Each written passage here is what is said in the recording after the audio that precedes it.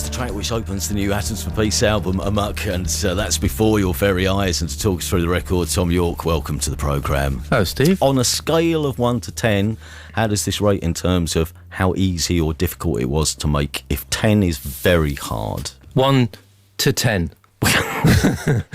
What's the most traumatic record you've ever been involved with? Is it still the Bends? I think everyone has a messy point at some point in it. Maybe the Bends. Then again, there was a point in OK Computer, I think, where we mixing it. That was pretty traumatic as well.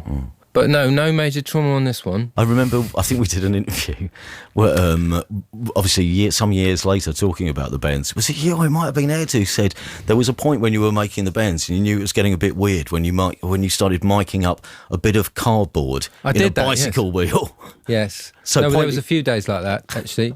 The weird thing was, as I was thinking about some of the times during the makings of your record where you've needed to challenge yourself, or maybe you've led yourself even down a tangent which might not have been that productive, it's still a little bit like what you're doing now, isn't it? I mean, pushing bits of, electronic card into a bicycle spoke is still essentially what you're doing with this record. Yes, absolutely. That's what I thought when we were doing it. Yeah. pushing myself, pushing down a road, I suppose, yeah. Talking about all the old records and stuff, how it was sort of, we do bang our head against the wall and we do touch ourselves, whatever. But actually, I don't think it's any worse than probably movie directors and stuff. Everybody goes a bit bonkers when you're trying to get somewhere and you're not got there yet and it's frustrating or whatever. This one was much more sort of, came out of enjoying just playing together with this new set of people and finding this different way of working and not having much to go on. I mean, the weird bit was like not really having a great deal of material, just little tiny bits to throw at them and what they made of that and then what we built from it. But that doesn't encompass the whole record. There's bits that were just more like ready to go than others, bits that were felt like they were a continuation of the Razor, bits that didn't. And like this sort of clattery chaos and percussive thing and all sort of informed by electronic beats rather than people jamming or anything like that. And but I don't know. Well, wasn't there a certain, because we should tell the story, I suppose. So yeah, you need a band to play the Razor. So did you have these people in mind? Yes, you did. Did you approach them? Yeah. I don't know, so have you got a little black book with everyone's numbers in? Of course, yeah. Have you? Yeah. Yeah. It's quite exciting. I'm a networker, me. So you actually sit down, black book, and put the calls in yourself and say... Well, it was if Flea and Joey were into it, then I'd do it. And if they weren't, then I wouldn't. And how did you broach the matter with somebody like Flea? I just both sent them an email one Friday afternoon. They got back to me within a couple of hours, so it was on. That's kind of what I said to myself. If they get back to me today, then I'll do it. Yeah. So you rehearse, you play some gigs, and what was that like the first time you walk out on the stage with a bunch of people that aren't the bunch of people that you usually play with? Mental. It was mental. It was, where was it? The Echo Place in LA, and this place is so small. And we've been sort of rehearsing for weeks and having a really nice time, and it was really wicked, a good vibe, and then you walk on stage and it's like this bomb going off.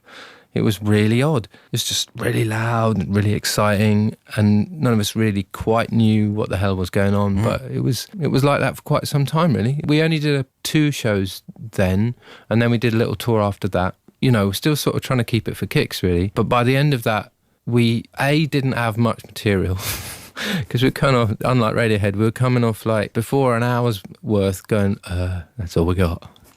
Did you ever succumb to the encore where you do one of them again? No, we did do a jam once, which is against my religion. We just basically thought we need to sort of put something down, just stand in a room and carry on, doing whatever this thing is that we're enjoying doing, So that was it. And then we just sort of built from that. It's quite difficult to explain, but it just involved an awful lot of playing with Nigel and I sort of trying to direct in some way or other. I'm trying to imagine if I was in your shoes, because by this point I'd know all the nuances of my band. I know exactly how to wind the members of Radiohead up. I can see exactly if they're having a good gig or a bad gig. Now you've got a whole new bunch of characters that you don't even know, strangers on stage almost. Yes, it's very odd, but at the same time, I guess by that point, yes, there was sort of something sort of happened between us. So you booked the studio and you have, 3 days then to do whatever it is. And I've got written down here, because I hate this word as well. What did you do? Go and jam in a studio? No. As I said, it is against my religion. But at the same time, we're sort of free-forming off ideas that I had. It's sort of starting deliberately from an electronic beat. So you're imitating something that's mechanical and then seeing what happens when they go with it. Did you have any lyrical ideas at this point? Or was there can you feel an album welling up inside you? You can feel when it's finished, because you'll have a period where everything seems like it's up in the air. And lots of things are possible, and any of them could be all right, lyrically as much as musically. And then there comes a point where that sort of stops, like the wind's dropped or whatever. Things are settling, and they stop being able to be moved. And that works with the lyrics as much as anything. In fact, with the lyrics with this, I've always, I'm always been obsessed by the way David Byrne did Remain in Light, and sort of speaking in tongues thing that Michael Stipe has always done. That's always been my big hang-up. And with this one, I tried not to pin down anything I was doing, just let it settle as the music was doing, you know what I mean? So I wasn't analysing it at all. But with this music, was it unlocking something that you didn't know was there, or was it, beginning? Did it give you the key to certain moods, maybe, or thoughts? Oh yeah, no, it's definitely unlocking something I didn't know was there, because on one hand I'm working with a completely different bunch of people, and on the other hand it's a completely different method of writing, because I was coming to the studio with very little. We'll talk more in a second, but let's have another track from the album, and this is called Dropped. It's Atoms for Peace, and that's Dropped, which is one of my favourite tracks on this new album, which is called Lamacq. And Thom Yorke is with us, our guest, the 66th greatest singer of all time, according to a poll in Rolling Stone magazine. I shall tell myself that as I wake up tomorrow morning. 66. I'm very...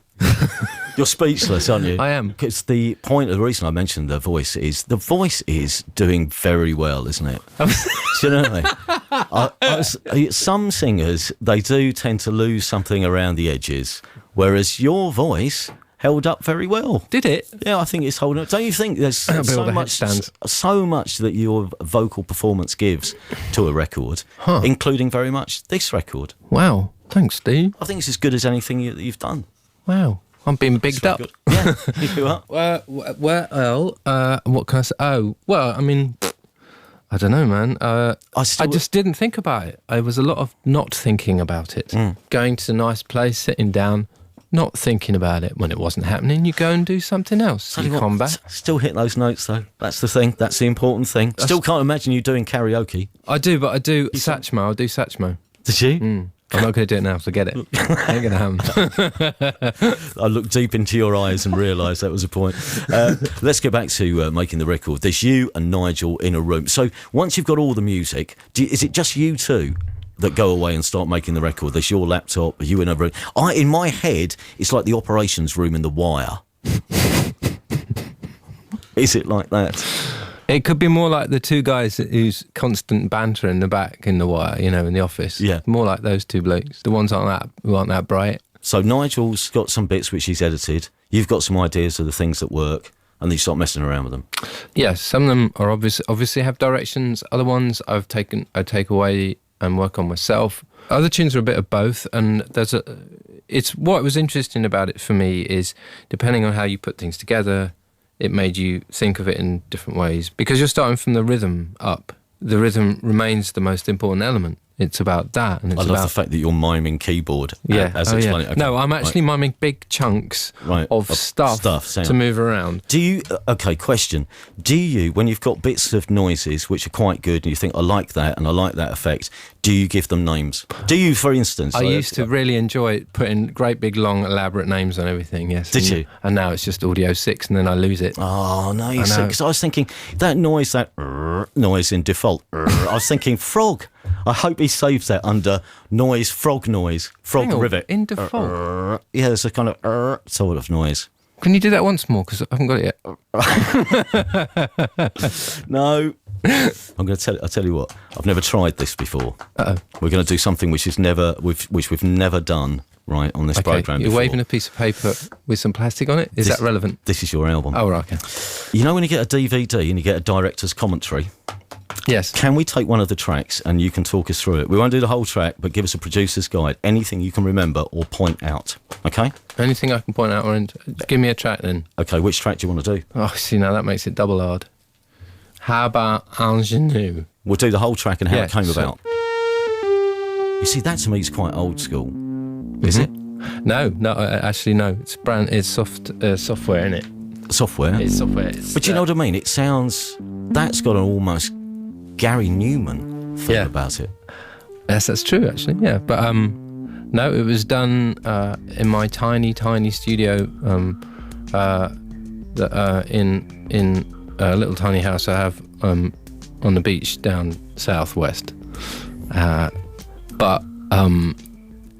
what I like about that tune is I did a classic Thom Yorke where the groove that you're hearing right now was, obviously from those 3 days, and I was watching telly one night, working on it with one ear watching the telly and the other one on the headphones, and I was I was really into this, and it had this weird. I'd added that drip drop sound. Hang on. Yeah, okay, got you. Yeah, and but then 2 days later, having sobered up and forgotten about it, I listened to it back. I thought, oh man, that's really whack. So I erased that session, which is, that's the big no-no. But I did. I was just going through stuff and I cleared some space. I thought, oh, that was pants, I won't bother with that. And then I had a copy of it a month later, and I'm back down in my house with my family, and I got this beat up and started playing that keyboard riff on top. And my partner jumps out the bath and says, "Don't touch that. Don't touch that. That's gorgeous. Don't mess with it. Don't change anything about that at all." I was really, and she was right. And I took it to Nigel a couple of weeks later when we met, and it took a couple of hours to put together, and then I put the Flea came and did a couple of bass climb things on it, and that was it. I mean, that was it. So it was dead simple. So in this case, the keyboards, then the keyboard, then the beat, then the bass on top, rather than the beat first. Beat first. Yeah. Then this. The beat. I listened to the beat for a while, and then I could hear, this keyboard line. Yeah. It was just, but it all responds from the beat. It responds from essentially what Joey's doing. He's got this really nice shuffle thing going on, and it all basically come from that to me, Because there are songs, and this is one of the songs which, in a way, doesn't build quite. This is one of the slightly more direct songs and the simpler sort of song, because you spend a lot of time on this album building and building. There are times where your voice is very high, then appears to get swamped by the music, and then the other way round, and then there are different points, the highs and lows, and a lot of songs which take in new ideas and new sounds as you progress through the track. Yeah, they move through different phases. But this one to me is like, it's on from the moment it starts, and you just, all I'm doing is like, to me it's really super sexy, this tune. So I'm like, well, so you're not going to break it till it's finished, are you? Just keep going.